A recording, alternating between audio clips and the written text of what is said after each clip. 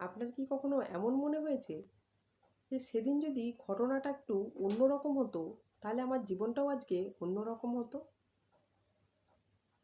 আসলে আমাদের জীবনে এমন কিছু ঘটনা ঘটে যেগুলো আমরা চাইলেও কোনোদিন বদলাতে পারবো না। হতে পারে কোনো ভুল সিদ্ধান্ত, হতে পারে কোনো ব্যর্থতা, হতে পারে কারো কিছু বলা কথা, হতে পারে কোনো হারিয়ে যাওয়া সুযোগ। এই সব কিছু আমাদের মনের মধ্যেই অনেক সময় রয়ে যায়। আমরা বারবার ভাবতে থাকি যে কেন এমন হলো, আমি যদি এটা তখন না করতাম, আমি যদি আর একটা সুযোগ পেতাম। মনে রাখবেন, অতীতকে বারবার ভাবলে অতীত কিন্তু বদলাবে না, শুধু আপনার বর্তমানটাই নষ্ট হবে।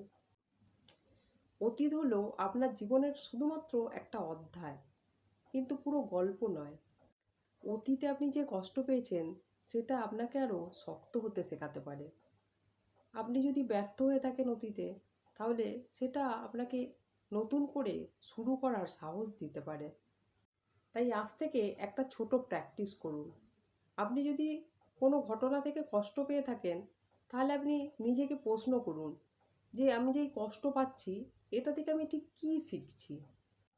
তারপর নিজেকে বলুন, আমি অতীত তো পরিবর্তন করতে পারবো না, কিন্তু আমার আজকের চিন্তা ভাবনা দিয়ে আমি আগামীকাল অবশ্যই পরিবর্তন করতে পারবো।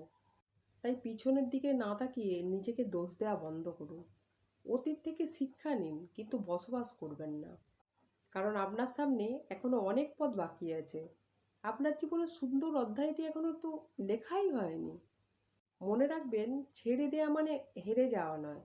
ছেড়ে দেওয়া মানেই আপনার জীবনের একটা প্রথম পদক্ষেপ হতে পারে। আপনার অতীত কিন্তু আপনার সবসময় সঙ্গী হতে পারে না।